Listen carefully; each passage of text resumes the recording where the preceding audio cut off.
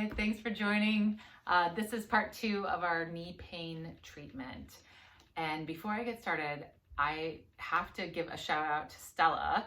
Thank you so much for being our first patron. We are so grateful. We recently did a Patreon page and Stella was the first one to join us. So thank you so much. And if anybody else is interested, I'll include that in the description. We really appreciate any help you'd like to give. All right, moving forward, part 2 of knee pain.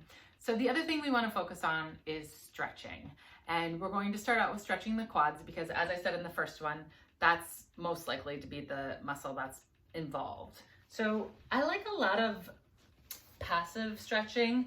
I think stretching done where you're standing and you're pulling your leg behind you, that's fine. I just don't always think it gets as deep as it does when you're lying down and able to release all of those muscles. So from this position, you can grab your foot and pull it towards your tush, and you're gonna get a different stretch here than if you pull your foot a little bit out here, or if you put your knees together so they're touching and you pull, that's gonna feel different. Now, if you don't have the flexibility for that, have a strap handy or a theraband. With this, I'm just gonna double it up a little bit and then grab it around your ankle or the top of your foot. And then again, you can bring your knees together and pull that theraband towards your body. If it looks here, it doesn't matter as long as you feel the stretch in the front of your leg. And of course, engage your abdomen because that'll help protect your back. And play with the angle a little bit. Bring it out to the side a little bit. You're gonna probably feel that you're getting more of the inner aspect of that quadricep. And I'm lifting my head so I can talk to you, but really relax your head. Put your forehead down and just breathe and chill, okay? And you'll find too, if you do these stretches often, even if you're not here, say you're here, the more you do it, the more flexibility you gain.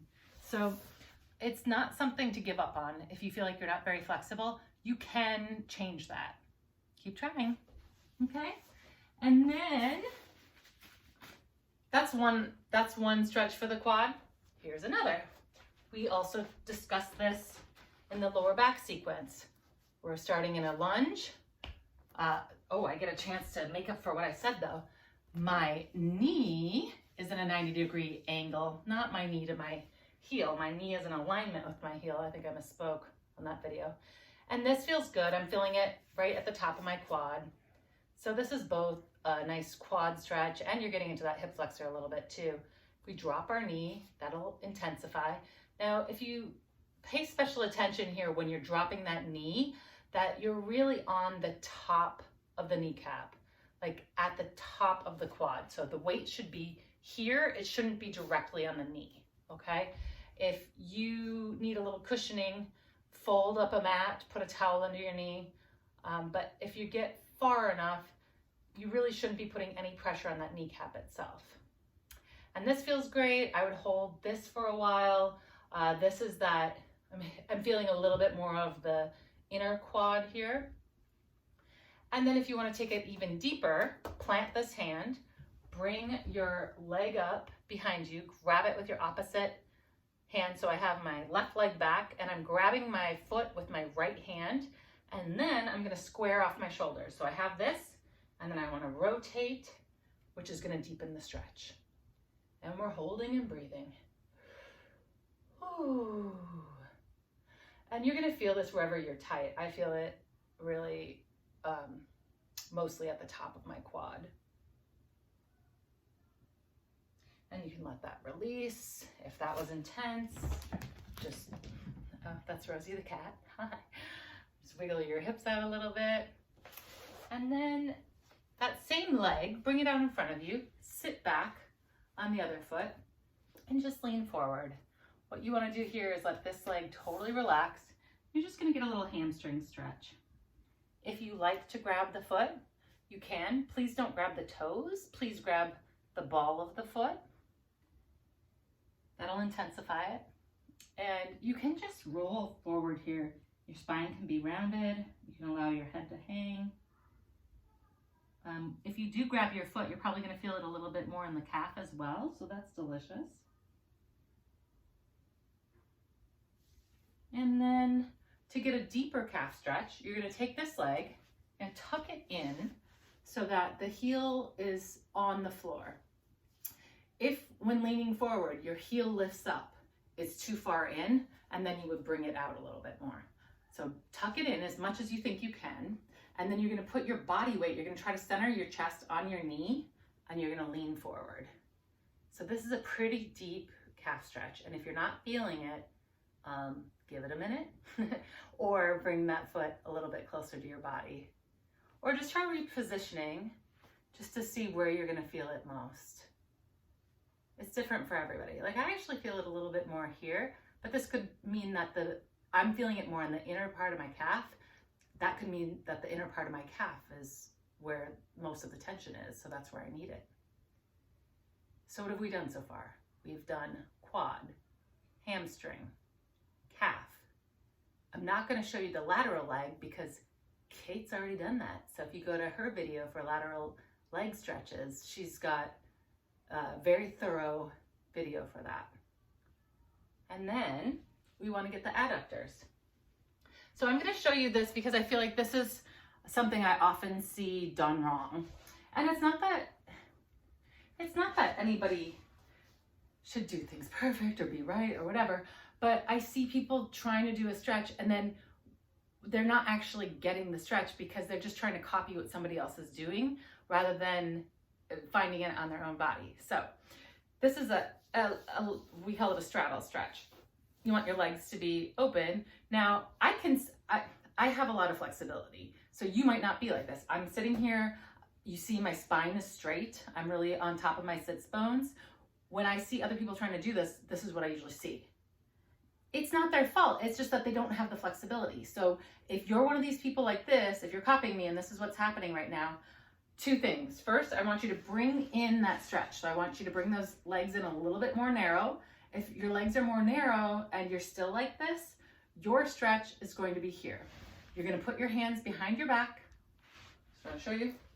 And if it's here, you're going to push into the floor so that you can push up onto those sits bones. Sits bones are just the bottom of your butt, the butt bones. You should feel them if you wiggle around a little bit. And then that should allow you to really feel that inner thigh stretching. If you have more flexibility and you want to take it further, then you're going to get yourself in the widest straddle you can while still sitting on top of your hip bones. You shouldn't have to hold on to anything. You should be upright if you're here. And like I said, if your back is rolling in, you're going to push up. That's your stretch right there, and you will feel it.